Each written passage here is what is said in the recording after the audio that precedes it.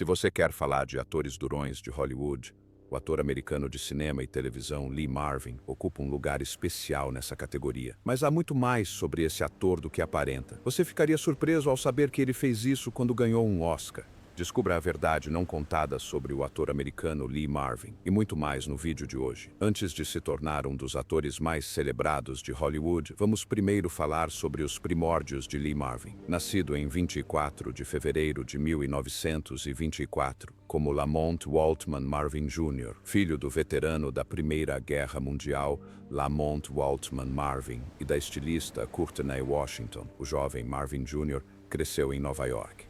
Quando criança, ele começou a tocar violino e não gostava de ir à escola porque tinha TDAH e dislexia, o que dificultava seu aprendizado. Apesar disso, ele cresceu e se tornou um jovem exemplar, e durante a adolescência, o futuro ator passava os fins de semana caçando veados, perus selvagens e codornas da Virgínia, nos então inexplorados Everglades, algo que ele apreciava sem inibições. Na década de 1930, Marvin frequentou um internato cristão socialista em Nova York chamado Manumit School e, posteriormente, a Academia Militar de Peekskill.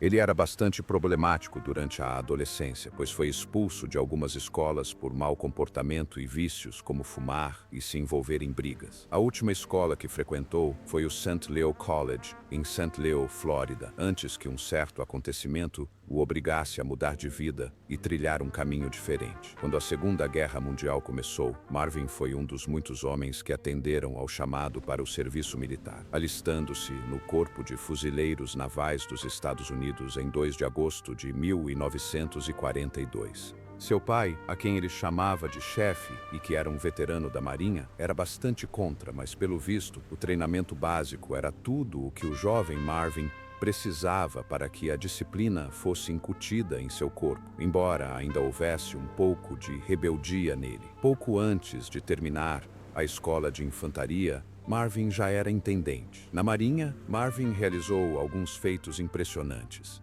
Ele serviu como atirador de elite na 4ª Divisão de Fuzileiros Navais no Teatro de Operações do Pacífico e participou das batalhas de Eniwetok e Saipan-Tinian, consideradas algumas das mais sangrentas da época. Durante seu serviço, Marvin foi ferido no ataque ao Monte Topachov durante a Batalha de Saipan, onde a maioria de seus camaradas também foi morta. Em 18 de junho de 1944, Marvin foi atingido por um tiro de metralhadora que lhe acertou o nervo ciático e também sofreu outro ferimento no pé, disparado por um atirador inimigo.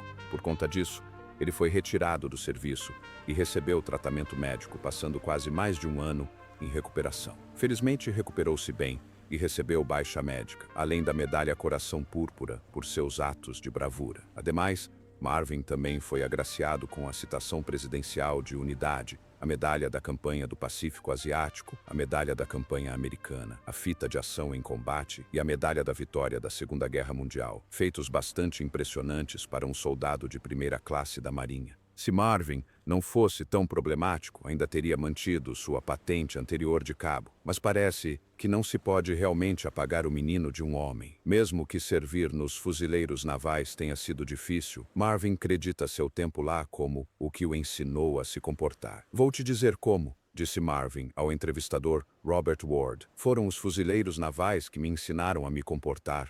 Depois disso, fingir ser durão não era tão difícil. Como todos sabemos, Lee Marvin era caracterizado por seus inconfundíveis cabelos brancos e era o exemplo perfeito de um sujeito frio e implacável. Após a guerra, foi aí que a carreira de Marvin realmente decolou. Mas antes de prosseguirmos, não se esqueça de curtir e se inscrever no canal. Com o fim da guerra, Marvin voltou para casa e conseguiu um emprego como ajudante de encanador em Woodstock, Nova York. Mas, como o destino quis, esse foi o seu passaporte para a indústria do entretenimento. Enquanto trabalhava, o futuro ator foi chamado para substituir um ator que havia adoecido durante os ensaios. Naquele mesmo dia, Marvin se apaixonou pela atuação e conseguiu um emprego na companhia, ganhando $1,07 por semana. Ele aceitou vários trabalhos como ator antes de se mudar para Greenwich Village, no sul de Manhattan, Nova York, e se matricular na American Theatre Wing. Felizmente para ele, o GI Bill, lei que concedia benefícios aos veteranos que retornavam do serviço militar,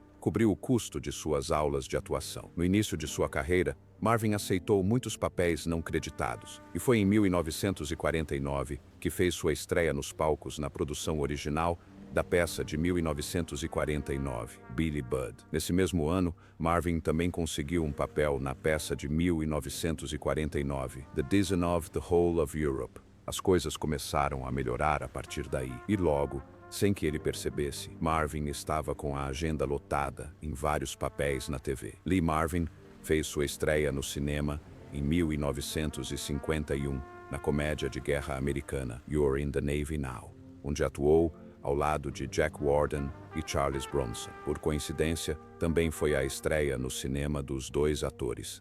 Embora as filmagens tenham ocorrido em Hollywood, Marvin optou por permanecer na Califórnia na época. No mesmo ano, ele também teve um pequeno papel no filme de Fred Zimmerman, de 1951, Teresa, e essa foi a primeira vez que sua experiência militar lhe foi útil. Ele ajudou nos bastidores, auxiliando os diretores e seus colegas de elenco, demonstrando representações realistas dos movimentos da infantaria. Ele até mesmo deu sua opinião e ajudou com o figurino e o uso de armas de fogo. Devido à sua experiência militar, Lee Marvin acabou ficando um tanto preso a um certo tipo de personagem, geralmente um policial ou alguém em papéis de autoridade. Ele participou de vários projetos, embora menores, como estrelar um episódio da antologia americana Fireside Theater e outra antologia intitulada Rebound. Entre seus trabalhos anteriores estão Diplomatic Courier, Down Among the Sheltering Palms, We're Not Married, The Duel at Silver Creek e Hangman's Knot. Ele voltou a interpretar homens fardados no faroeste Seminole e no filme sobre a Guerra da Coreia, The Glory Blade, ambos lançados em 1953. Acontece que Marvin também se encaixava perfeitamente no gênero faroeste, participando de outros projetos como The Stranger Wore a Gun, Randolph Scott e Gun Fury.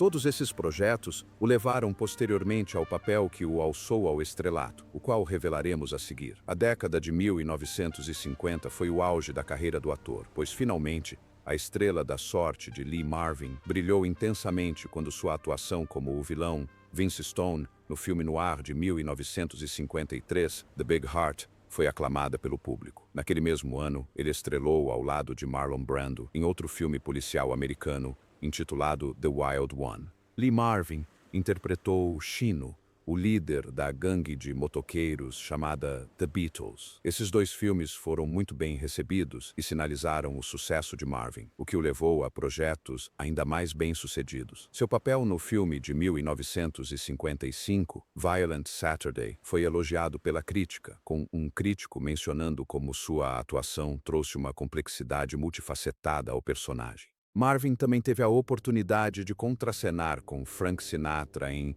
Not as a Stranger, um drama médico de 1955. Ele interpretou muitos papéis coadjuvantes nessa década, como em A Life in the Balance, Pete Kelly's Blues e Jane Wyman Presents the Fireside Theater. Mas se há uma série em que Marvin conquistou o papel principal, foi em M Squad, onde assumiu o papel do policial durão de Chicago, Frank Ballinger. Ele se tornou um nome conhecido na TV, estrelando em inúmeros papéis e interpretando diferentes personagens. Mas há um papel em particular que impressionou os críticos pela sua maestria. Existe maneira melhor para um ator demonstrar suas habilidades do que interpretando dois personagens diferentes no mesmo filme. Foi exatamente isso que Marvin fez no faroeste cômico de 1965. Cat Ballou. Baseado no romance A Balada de Cat Ballou, Marvin contracenou com Jane Fonda e, segundo a lista dos 10 melhores filmes de faroeste do American Film Institute em 2008, foi considerado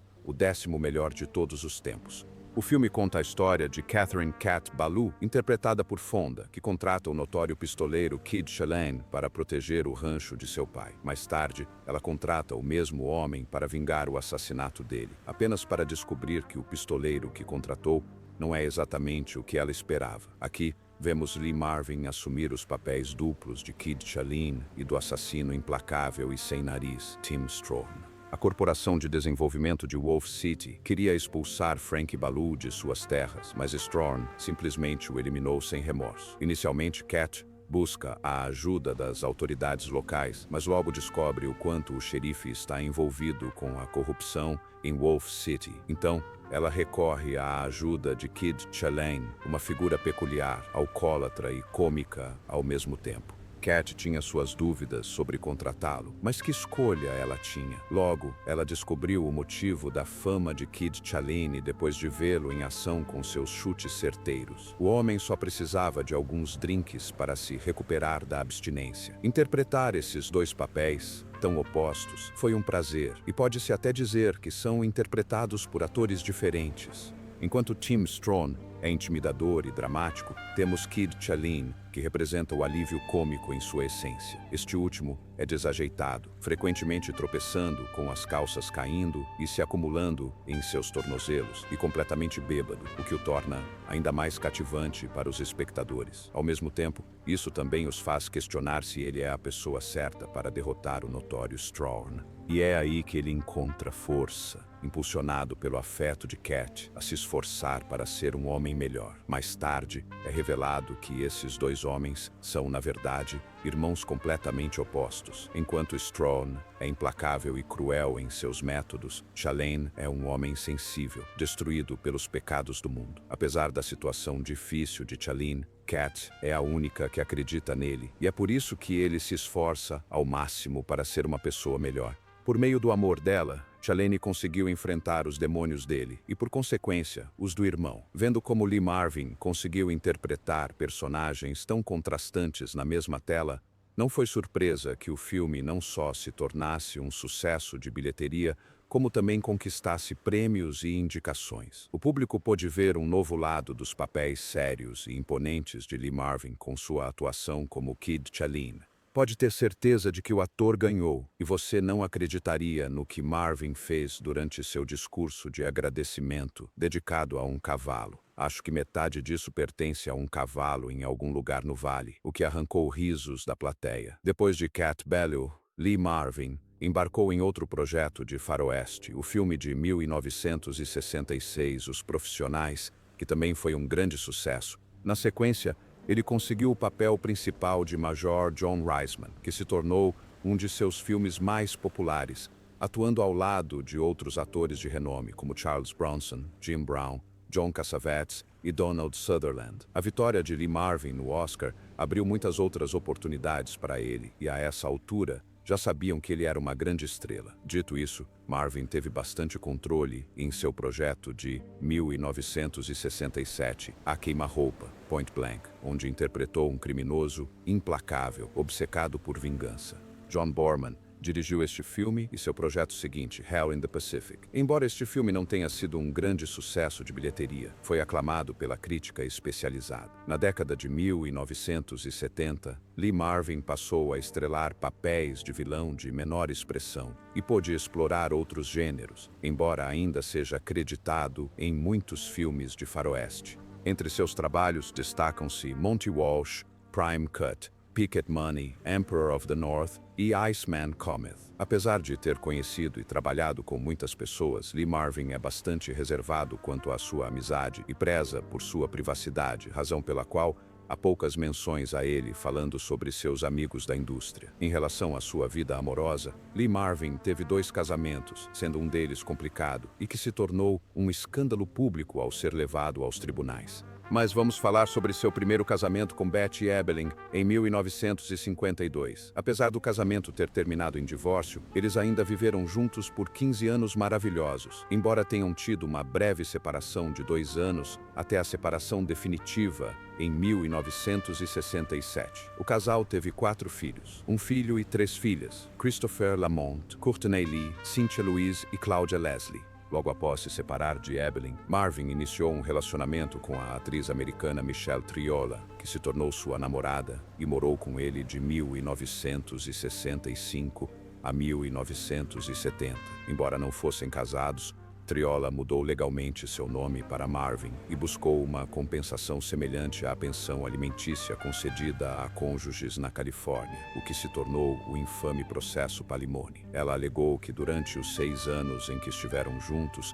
engravidou de Marvin e que ele pagou por 2 abortos, enquanto sua outra gravidez terminou em aborto espontâneo. Além disso, a atriz afirmou que o aborto a tornou incapaz de ter filhos. O processo foi amplamente divulgado, então praticamente todos estavam envolvidos. Embora o tribunal tenha ordenado que ele pagasse $104 mil americanos para fins de reabilitação, negou o pedido dela de metade dos quase $4 milhões americanos que Marvin ganhou durante os 6 anos em que viveram juntos. Isso ocorreu porque os contratos de união estável são diferentes do casamento. Portanto, a reivindicação dela não era suficiente para cobrir esse aspecto. Foram necessários mais 2 anos para que o tribunal descobrisse que sequer havia um contrato de união estável, anulando assim a indenização que ela havia recebido e encerrando o caso. Quanto à Triola, ela teve um relacionamento amoroso com o ator Dick Van Dyke de 1976, até sua morte por câncer de pulmão em outubro de 2009.